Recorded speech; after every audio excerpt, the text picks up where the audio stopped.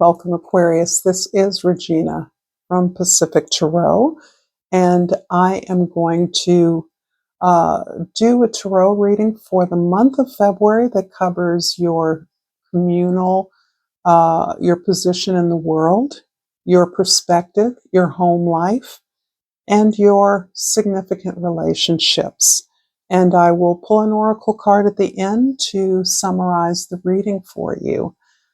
What I have pulled already is the Wheel of Fortune, and as many of you may know, this is about your good karma. This is also about beneficial timing, and I have to say in the month of February and early February, Jupiter will be moving direct, which indicates the planet that magnifies everything, that deals with expansion, growth, good fortune, wealth, prosperity, is moving direct and giving you an opportunity to focus on the progress and moving forward with your particular vision, one that you have cultivated over many, many years through many experiences and various phases in your life. You've stayed true to your beliefs, and this is part of what is being rewarded by the Wheel of Fortune card, and this is something that is going to be your experience in promoting those changes, seeding those changes in the outer world. This is a general reading, Aquarius. It's not going to resonate for all of you. Your situations are all different. If you're interested in a personal reading, information for that is in the description box below. Welcome again to those of you that are new, to those of you that are familiar. And let's get started with your position in the world, the way others see you. One of your powers at this particular time is the way that you've been able to regenerate uncomfortable behaviors, patterns, experiences of trauma by confronting them, or confronting is not a good word, looking at them directly, not covering them over, looking at beneath the surface at what isn't obvious or what hasn't been seen.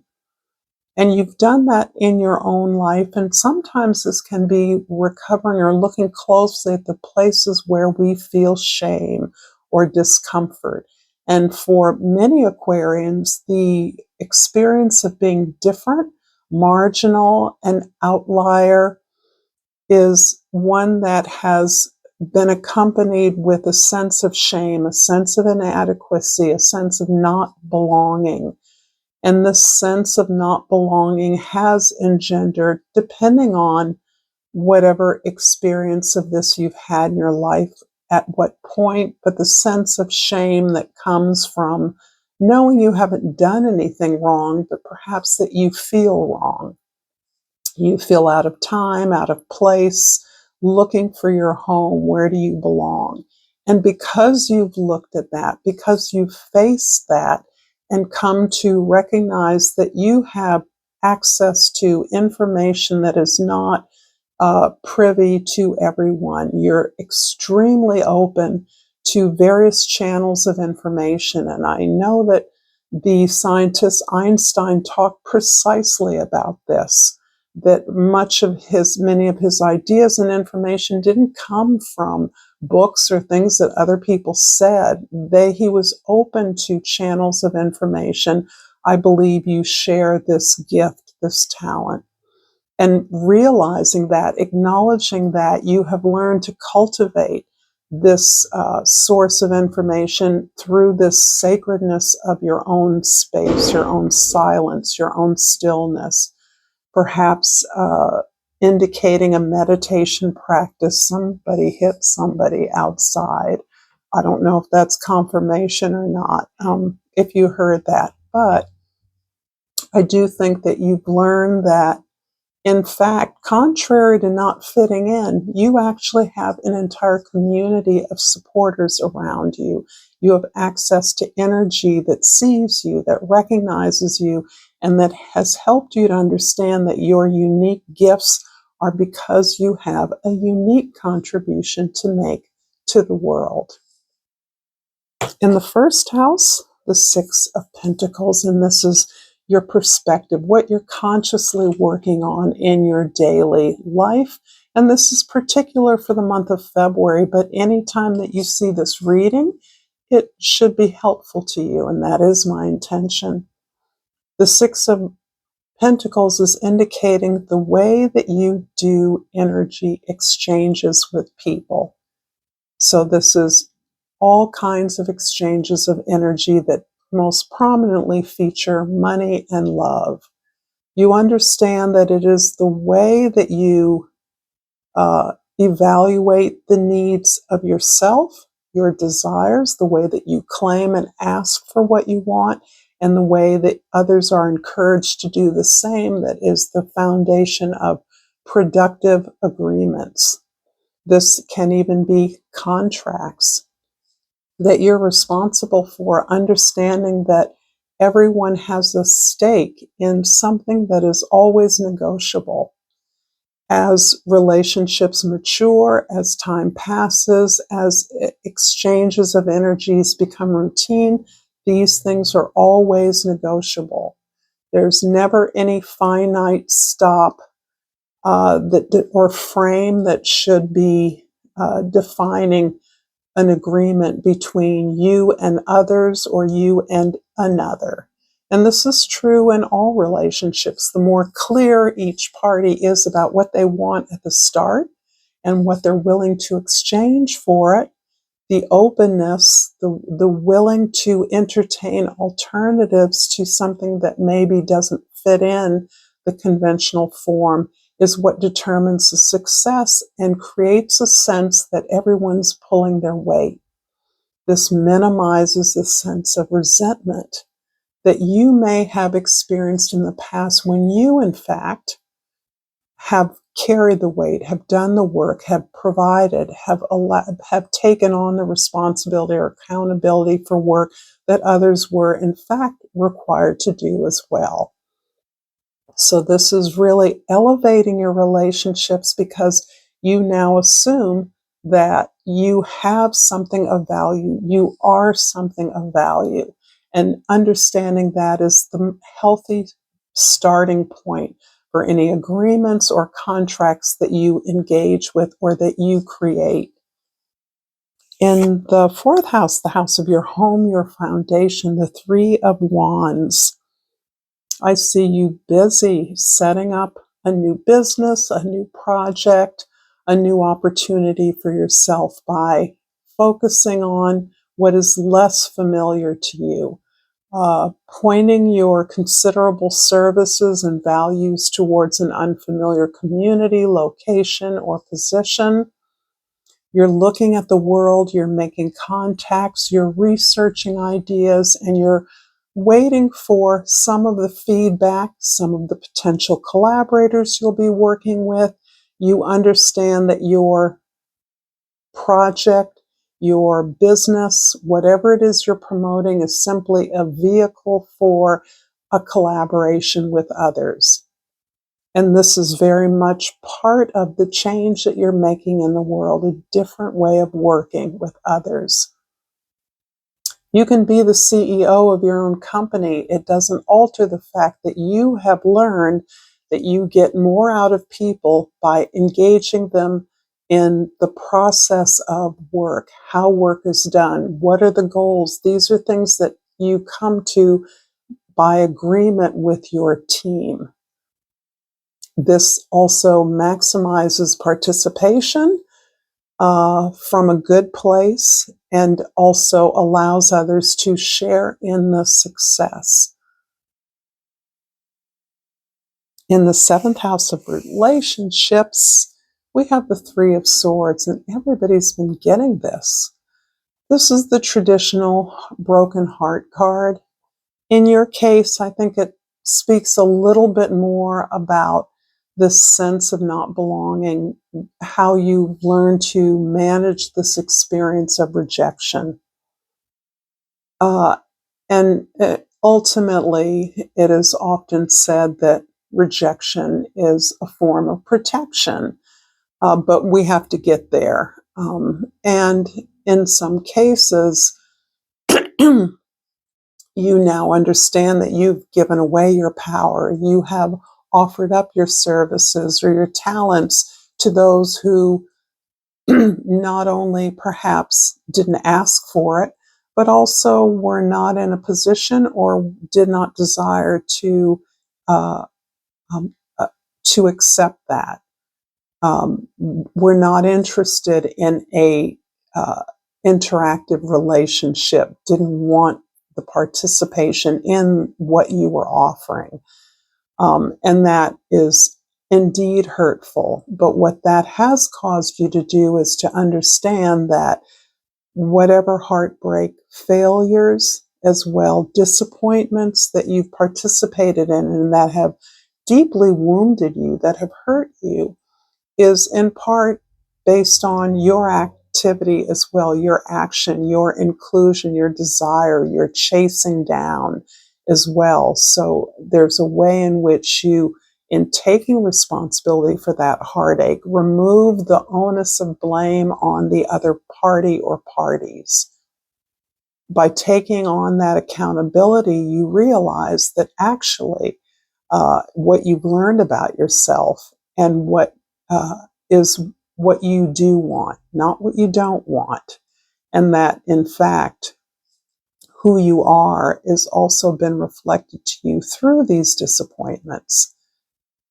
We get to a place of gratitude ultimately, and that's where rejection is protection starts kicking in. But that is at an advanced stage of the healing of this disappointment, this broken heart that you've experienced. And that can lead to a gratitude around the necessity of these rejections, these failures.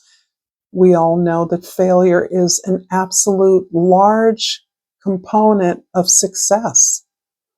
So you're feeling grateful and appreciative of the lessons learned through the rejections you've experienced. I hope this reading is resonating for you, Aquarius. If so, please like this video.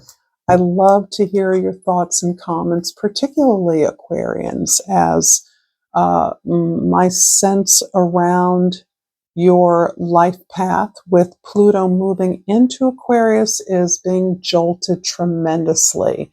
Wherever you're watching from, however you discovered me, I'd love to know. So thank you for all the ways that you support me in whatever way that is. And service is the card I chose for you. I feel good when I can help others. This is absolutely a golden, amazing, I can't find the word for what an elevated position and devotion that you exhibit through whatever work you do. This understanding that ways to help others ultimately always includes helping us, right? A happier, more satisfied, more productive world is going to be the result of the help that we give, and that benefits us. So this is where I have intuited for you, Aquarius, that things work in a different order for you, where many of us learn what we want and ways that we can get it by working with others. You understand, you start from the place of what others want, what others need, in order to reflect back and to gain what will be helpful to us. So this is what is customarily appreciated as the humanitarian vision of Aquarians, who can see ways that we can be moving alternatively towards greater prosperity, greater equity in the world, that there's enough for everyone. And this is absolutely a revolutionary concept. So service is your motive. It is not becoming a billionaire, which seems to be the purpose of our government these days for a few. But service is our purpose. It's all of our purposes. In whatever way that we can be of service, then that is why we're here. In the first house, the Six of Pentacles is clarified by the Page of Wands. What I love is that you're acknowledging how excited you are to understand that the things you felt and understood, you now are giving voice to. You're now able to speak what you want. This is so big for so many of us. We've learned what we're supposed to want. We've learned what we're supposed to do and be. But what do we really want? What really comes from who we are and our gifts? This is something you're now more open about. You're bringing a lot of light and playfulness to the negotiation of agreements and contracts. And this is really the foundation for healthy relationships, whether in work or in life, in your personal life. All relationships benefit from our honesty about what we desire. If we can honestly put that forward initially, we can save a lot of time sometimes in not going any further. But we can also begin to see places where we can negotiate. We can be flexible. We can do interesting exchanges of energy. And you bring inspiration, motivation. This is your lightness, your curiosity, your absolute belief that agreements can be reached brings a lot of lightness to what can be a scary subject for people. I just think for many folks, the idea of asking for a raise, it's really a negotiation, but we don't often look at it like that, do we? And that the ability to recognize that you are being you, the more honest you can be about what you want in your direction is greatly going to aid you in getting what you desire. In the fourth house, the house of your home, the Three of Wands is clarified by the Queen of Wands. You're full of confidence. You're full of a kind of passion, devotion for the work that you do. If service is your mantra, then you are busting down the gate to get going. This is likely something that you've always done, always thought about, perhaps believed that you were doing through your work until you realized you weren't at the potential that you see as available. And now your passion for your effort, your business, your project is what magnetizes others toward you. Not only are they completely inspired and drawn in by your passion, but they are clear that you are going to get what you want. This determination, this courage that blazes through your passion, your desire for this work, your sincere connection to this is truly an inspiration, and undoubtedly people are coming to you. If you're putting out any feelers about ideas, projects, potential allies, or resources, you are very attractive to a number of others. You're getting the attention that you want, and you are going to get the offers that you desire. In the seventh house of relationships, we have the Page of Cups.